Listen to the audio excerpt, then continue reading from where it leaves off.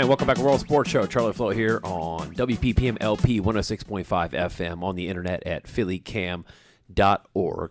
On the line, we have Laura Harvey, head coach of Utah Royals FC. I want to welcome you to the show, Coach. How are you doing tonight? Good, thank you. How are you? Good. It's a very exciting time of the year. You guys have got the season coming up this weekend. Made some roster announcements today. What did you see from the preseason, and how do you feel about the squad? Yeah, preseason's been good. Obviously, with a new team and new players, it's always exciting. I think this preseason's been different to ones in the past, just with us starting a little bit earlier. We've had to plan a little bit differently, especially with the players who play for their countries. We haven't seen them too much, but having a week down in California last week to have the whole squad together was really nice. And yeah, we feel like we're in a good spot now and just preparing for Orlando at the weekend. So you have a lot of international tournaments going on. We have the She Believes Cups. You have, games going in Turkey, Cyprus Cup, and Algarve Cup. I mean, it must be a good feeling to have all these players come in, and especially international players being in full shape. Yeah, I mean, it was a huge difference to the sport when those guys came back, and I think we were missing half of our 20-player roster to internationals or injury throughout that period. So it's been nice to get everyone back together, and we've had 10 days together now all together. So it's been a great setting to be able to push on in preparation for the season. Now, every, NWSL and MLS and all types of clubs around the world do different types of preseasons.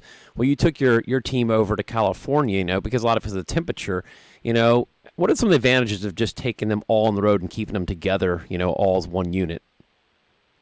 I think just, especially because we had so much limited time as a whole team, it was to be able to do the film stuff, a lot of our video analysis stuff, and obviously prepare the team 24/7, which you don't tend to get when you're in your hometown. And obviously in Salt Lake we have the issues of sometimes having the weather that we have to deal with. So just going down to California and getting some training sessions in and then finishing off with a good opposition at the end of the week was just a good evaluation process for us of where we felt we were at.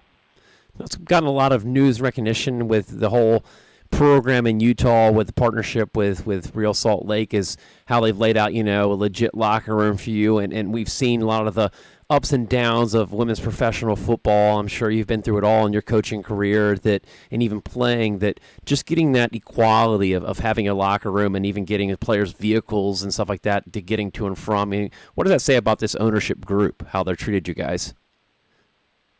Yeah, it's been unbelievable so far. And I've always said that's just all we ever ask for, is to be treated equal. And there's no doubt that is the mantra of this club, which is why everyone's so excited to be here.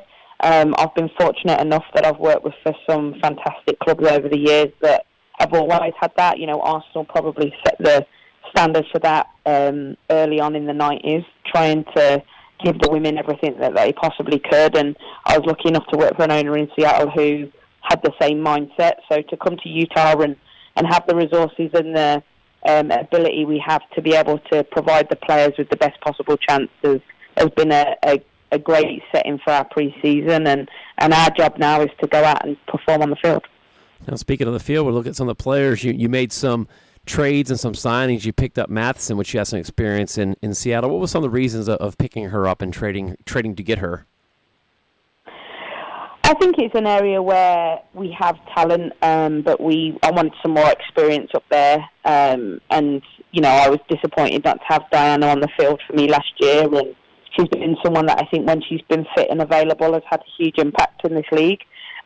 She suits the way that I like to play, and I just felt that it was going to be the right fit. And I thought she could add a lot to our squad on and off the field. She's a fantastic person. Knows the game really well, and is a leader as part of the team as well. And I know she's got big dreams and plans for the next 18 months, and I felt like Utah would be a good fit for her, as well as it should be a great fit for our team. and then just today you signed Rachel Corsi, and then during the during the draft and stuff, you picked up Kelly O'Hara in the trade. So I mean, that's a pretty stacked back line too.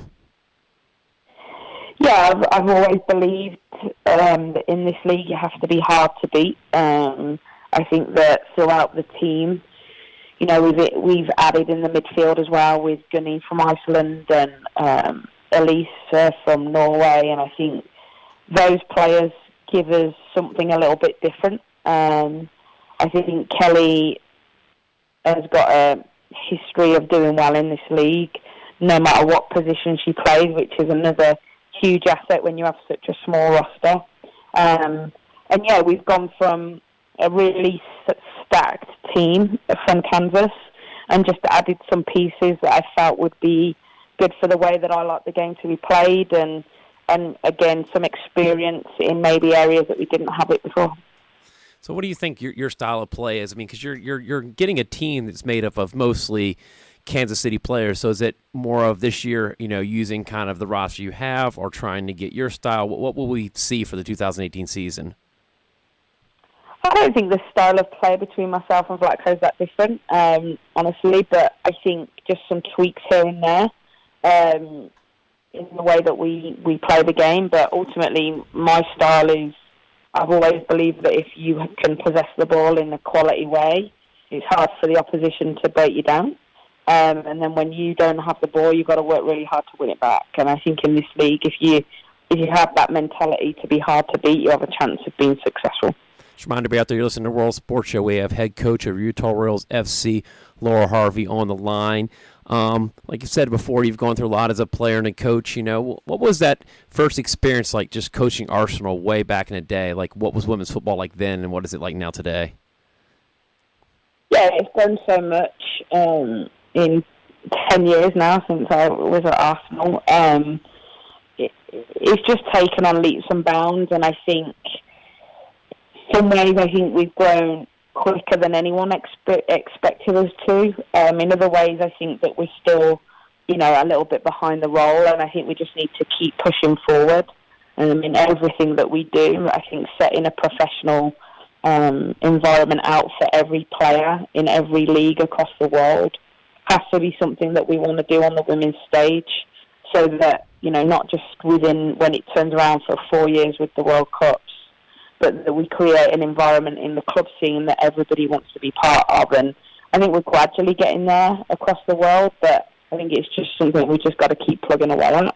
And coaching at Arsenal was a baptism of fire, really. It was the biggest club in Europe at the time, without a doubt. A lot of media coverage around it, and we were only part-time in terms of the way that we trained. And I think just before I left Arsenal, actually, I think it was time for us to go professional. And obviously they've now done that, and I think they're getting the rewards of that, gradually coming back with a trophy last week, and hopefully getting back to where they belong. Yeah, it's like you said about the part-time, and just in the 10 years we've been covering women's football, we've noticed, a lot has changed in the salaries and lifestyle of players. And a lot of it, you're not asking to be paid millions of dollars, but it's just that equality. John and I have had to hire several, NWSL players in the off-season to coach camps and clinics, and that's still a realistic side. I think a lot of the fans don't realize a lot of these young women still have to coach stuff in the off-season or do some private training just, to pay the basic bills. Yeah, I think in the NWSL, if you look month to month, our salaries aren't that different to Europe. I think the difference is that Europe pay 12 months of the year, and we only pay for 7 months of the year. I get asked this question a lot: what could we do as a league to be better? And for me, that would be one thing: is push out players earning money throughout the year, so that they for 12 months of the year, so that they have this livable wage throughout the year. And I think we're not far away from that. But I think it's a very American thing that we have short seasons, and players only get paid for the times that they're in season. So I understand that side of it too. But I think we've found the balancing act really well so far in this league. I think between sustainability and making it something that the players want to be part of. I think now it's time for us to push on to another level. And I think a club like Utah Royals FC coming in with the ownership having such a huge influence on what he wants it to look like is only a positive for the league in terms of not just salaries, like you say. It's not just about earning money, but it's about putting players in an environment that they see as professional. And I think we're so close to that in the league to have that across the board. And it's small things that make a huge difference on the women's side. And I think that, again, Utah have been very outwardly spoken about what they do and what they expect and what they want it for the league. And I hope that everybody just joins on board the bandwagon and keeps pushing this league forward, because it's definitely the most competitive that I've been part of. You turn up every week not knowing what's going to happen, and I hope that continues. Yeah, I mean, that's the thing we've noticed about the parity in this league. There's no team that can just be a downright favorite, and that's just kind of how it's been for football in America. There's no top two teams that it comes in, okay, we know this team's going to win the league. That every year you've been involved, we've had almost, different teams, and the playoffs come down to one-goal games. Yeah, for sure. It's definitely the most competitive that I've been a part of. I think everybody around the world looks to America in the national team setting, and now looks at Ag League as something that people want to be a part of. And I think one of the things that I've always been intrigued by and would love to see is a World Club Championship, so that we can pitch ourselves against the best teams in Europe and around the world, just to show that the NWSL is a league that has some of the best players in the world, and we want to showcase that as much as we can. Yeah, we've talked about that a lot on the show, just what it would look like. We see it for the men. They have their champion of the Champions League type thing every year, so definitely be something we would love to push and see. And wish you the best of luck in Utah. And do you have any goals on the season and things that you've talked to the team and ownership? Hey, this is what we're targeting this year. I think every year in this league, it has to be the same thing: get in the playoffs. Okay. How you get there, and whether you win the Shield with 5 games to go, or you scrape in last game of the season. Once you're in there, anything can happen. And the good thing about this group is the base of it knows what that looks like, and knows what it takes to win a championship. So we set those goals out nice and early, that's what we want to try and do, and anything less than playoffs, we'd be disappointed. Yeah, I mean, it helps that you got quite a few players on your team that, won a World Cup and have won NWSL titles, so I'm sure that helps a lot of, having veterans like that in your locker room. Yeah, for sure. It's obviously had a lot of jokes running with it, considering that they win the championship against me both times, but I've now banned that joke from the locker room. So. How to not make your roster when you go seeing your roster come out. Why is that player missing? Yeah, exactly. Yeah, they told that joke too many times. Well, I want to thank you for your time, Coach. Appreciate everything, and wish you the best of luck. I hope to see you guys in the playoffs. All right, appreciate it. Thanks for your time. That was Coach Laura Harvey, head coach of Utah Royals FC. Yeah, it's one thing you don't do, joke on the coach about beating Royals FC. Thank you for watching a World Sports Show production. For more info, go to worldsportsshow.com.